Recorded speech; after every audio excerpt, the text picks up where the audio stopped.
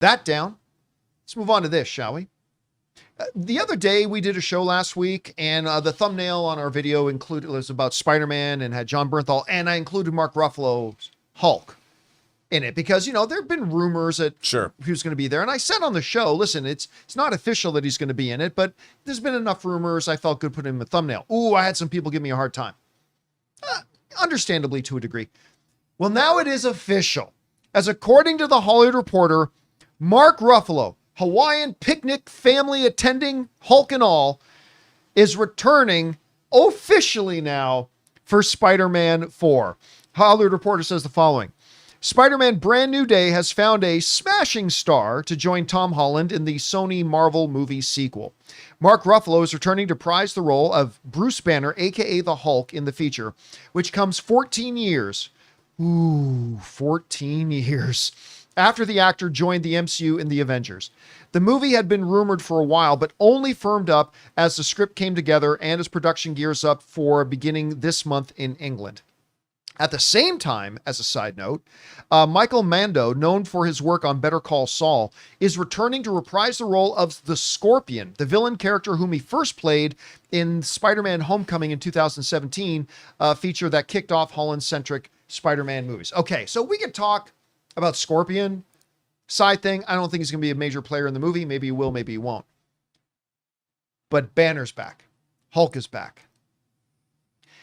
I think this is going to be, the first Spider-Man movie where it's a big ensemble.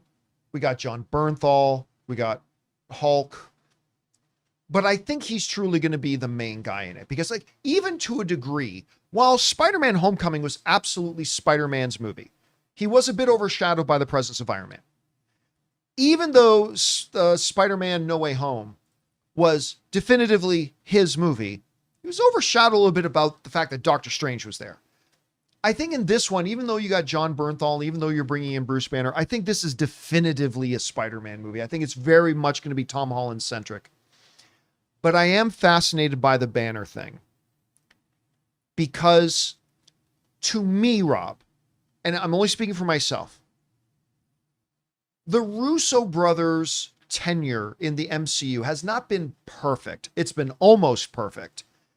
But my biggest one true gripe about their management of the MCU projects that they've helmed has been the absolute ball snipping of Hulk.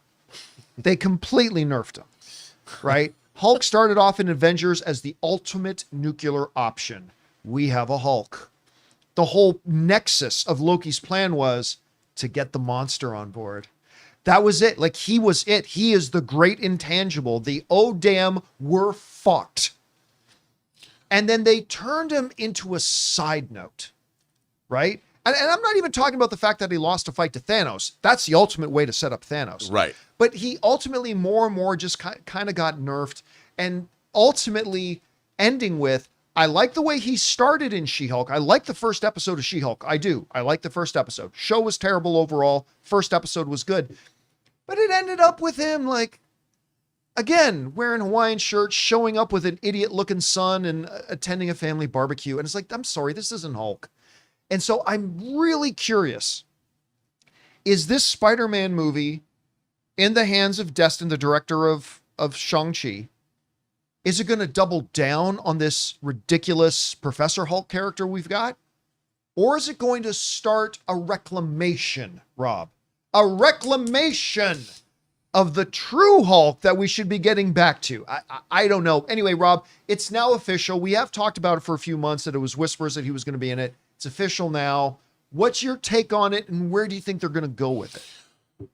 Keep in mind, I know nothing about this movie. I don't know anything about the script. I don't know nothing about the storyline. I've just seen those pictures that came out of Scotland that's doubling for New York. Fine. But I think it's really interesting because remember, Bruce Banner is a scientist. A very good scientist. Yeah. And when we met him in Avengers, he was off when Black Widow had to go find him. I think the idea that since no one knows Peter Parker, I would imagine that Peter Parker and Bruce Banner end up in some kind of a professional relationship in this movie. Like maybe they're working together on a scientific project, or he's teaching at a university if Peter Parker's in school. I'll bet they have some kind of, and there might even be a mentor student relationship. And the thing, what's really interesting about that is, of course, Peter knows all about Bruce Banner.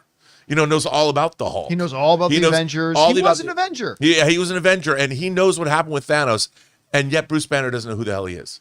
Right. And there's no way he can't convince him. But when he says, I'm actually Spider-Man, he's like, wait a minute, you were did you fight Thanos? Like, I didn't know it was you. We didn't know it was that. I think is going to be, from a storytelling standpoint, really interesting. But at the same time, it would be Spider-Man that could say, in New York, when the Black Order shows up, you weren't really help to us. You couldn't turn into the Hulk. And we got our asses handed to us. And I ended up on a spaceship, and I had to go to an alien planet because you couldn't do your job. Where I died. Yeah, where I died, where I went into nothingness for 5 years, and it was your fault. And that's really interesting to me. So I don't know how that's going to work. But he'd say, like, I understand in the 5 years during the snap, you put yourself together and you learn how to integrate Bruce Banner into the Hulk. But we need the Savage Hulk. It could be Peter Parker that says the Earth needs the Hulk to Hulk out when danger comes. And maybe always angry. Yeah, and maybe they work on something together where they try and figure out how you need to be able to Hulk out and then bring it back in. I could see that in a way, Peter Parker being rediscovered by Bruce Banner could be beneficial, where Spider-Man has something to add, and maybe at the end of the movie, it's that relationship that allows Hulk to become himself, the Savage Hulk, the Hulk we want. Like, I don't know. I'm just saying that's a way they could go. Because one of the things that makes the Hulk such an interesting character is not his absolute power, right? I mean, we see that in World War Hulk. I mean, it's Hulk. But it's the roll of the dice you're taking utilizing Hulk. Sentry, they did it great with Thunderbolts, where at the end of Thunderbolts, they're like, hey, it'd be really great if we could have Sentry pop out. And Bob's like, okay, yeah, I could pop out Sentry, but if I do, we're running the risk of the other guy, Void, popping out. We can't do that. The whole notion of, okay, Hulk's the ultimate nuclear option. Great. But you're rolling the dice a little bit because nobody really controls Hulk. You can maybe guide him a little bit. Maybe the inner Bruce Banner voice will steer him in the right direction. But if you bring out Hulk to beat up a big bad guy in the street, there's as good of a chance that he's going to bring down 7 buildings while beating that one guy. Right. And I miss that unpredictable factor as well. Not just Savage Hulk, but the unpredictable nature of it. You know what? I would love it if their relationship is a central focus to this movie somehow. And like, they need Hulk with what's coming. Avengers Doomsday, Avengers Secret Wars. I would love the fact that in some big, whatever's happening in Avengers Doomsday, if someone's down for the count, and Spider-Man and Hulk show up, and we know that Hulk is ready to rumble, so to speak, because that's going to be a huge crowd-pleasing moment. Yeah. Like if you end Spider-Man with Hulk and Spider-Man with some knowing that Hulk's back, baby, and then you play it out like he doesn't show up in Doomsday until the end with the Hulk, and that's like maybe that's the final scene or the post-credit sequence or something. That's a moment when people are like, on your left. That's right. And I want to see that. I mean, I don't know what's going to happen, but it could be dope. All right, guys. Question is for you. It's now official.